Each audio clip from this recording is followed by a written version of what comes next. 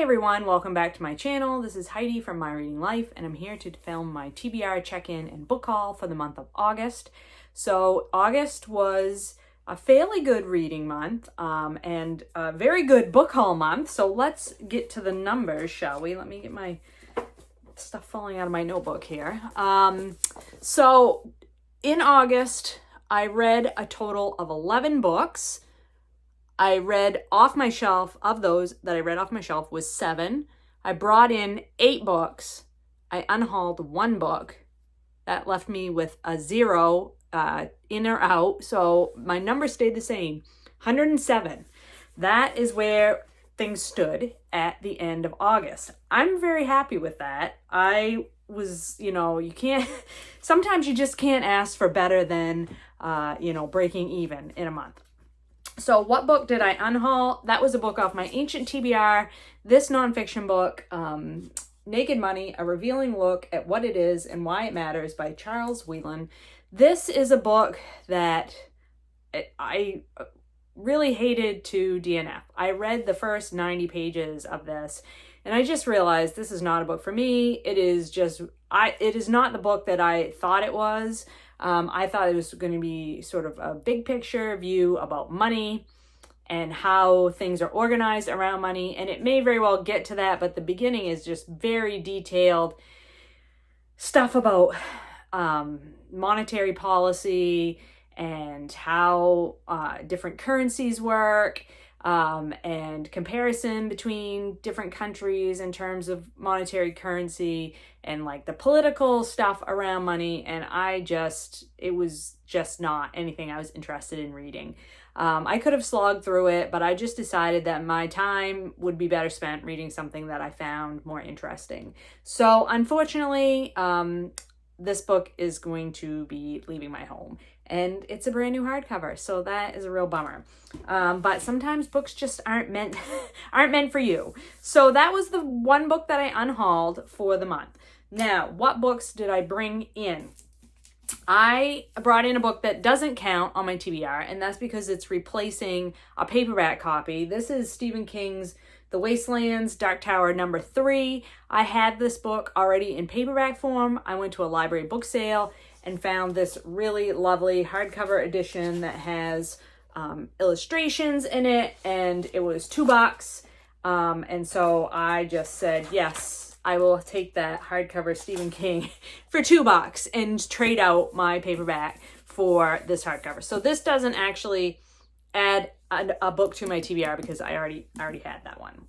So there were 2 other books I picked up at that same library book sale. One is a book that I won't be reading for a while. It is Believing the Lie by Elizabeth George. And this is a book that's way down the path in the series progression for the Detective Lindley series. I've just read Playing for the Ashes, which is, I can't even remember, maybe 6 or 7. And this one's, quite far along after that. But it was $1 and it's in really good shape. And I like to read them in these mass market paperback editions. So I said, yes, I will grab that. And then this old hardcover, this is A Distant Mirror by Barbara Tuchman, which is history nonfiction. Got a great map on the front flap. And this is a history of the 14th century, the calamitous 14th century. And I picked this one up because Britta has talked to me quite a bit about Barbara Tuchman, and I've never read any of her works. And I saw this one at the library book sale for a reasonable price, and I said, yes, thank you very much. I will take that book and add it to my TBR. But I mean, this is certainly not one you're going to be reading for Shorty September, right? Like that one, maybe nonfiction November. We'll see. Let's see how to sort the rest of these. Let's talk about the ones that I have either already read or I'm in the process of reading. So I've already read this book that I brought in August. This is Voice on Writing with Deafness by Adam Pottle. In the month of August, I also finished True Biz by Sarah Novick, and that was a fiction novel about deafness, about some kids at a deaf boarding school. And I buddy read that with Sean, the book maniac, and he suggested we pick up this nonfiction memoir by a deaf author from Canada. And I'm so glad he did. Really enjoyed this very slim nonfiction. So this would definitely fit for Shorty September. This book is only like 148 pages long. So if you're interested in deafness and writing and what that's like, I think you would very much enjoy this book. Adam Pottle is a very interesting guy. He reminded me a lot of the character in Sarah Novick's book. But if you're interested in the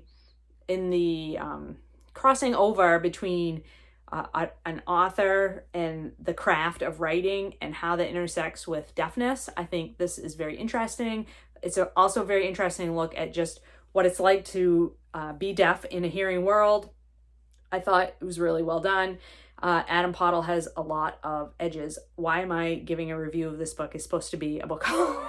Sorry, everyone. I don't know. I just got into it. Really like this book. Anyway, brought this in August. Also read it in August. So this one was on my TBR, but already counts for going out. Another one that I brought in the month of August is The Sum of Us, What Racism Costs Everyone and How We Can Prosper Together by Heather McGhee. This was on the long list for the National Book Award. It was on the BookTube prize list, I believe, a couple of years ago. And I've been wanting to read it since that time. And I'm currently buddy reading it with Patrice Jones and Rachel, both of whom are excellent buddy readers. And you can see I am there in the book and I'm tabbing, and it's very, very interesting. So that one is already being read. I also picked up Dopesick, Dealers, Doctors, and the Drug Company That Addicted America by Beth Macy, because I recently read Demon Copperhead, and I had previously read Empire of Pain. This book is in that same vein, dealing with the same topic of the opioid crisis in America. I heard Kim over at Middle of the Book March talk about this, sing its praises, and I immediately ordered it, and I immediately started reading it. And I set it aside because Britta and I are going to buddy read this together at some point later on. So this one I started, but I've set it down for now, and we'll be picking it up again soon. The next book I picked up was for the Book Naturalist Book Club. This is Every Day the River Changes, 4 Weeks Down the Magdalena by Jordan Salama. And this is the pick for September for the Book Naturalist Book Club. This is a memoir of the author's time traveling down the Magdalena River in Colombia. So if you are interested in that, pick this book up and read with us for the Book Naturalist Book Club.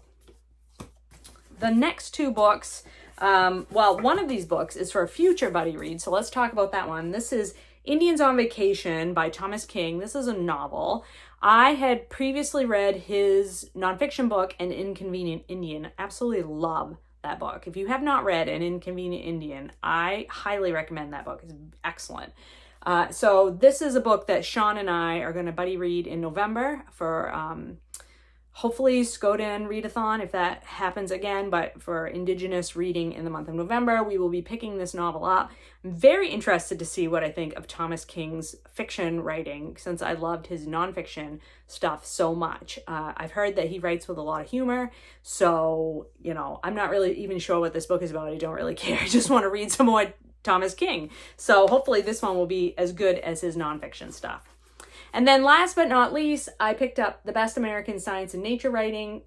This was the collection that was produced in 2022, not 2022.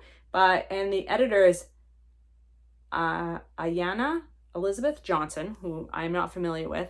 And I collect these every year, and I realized something popped it into my mind. I can't remember what.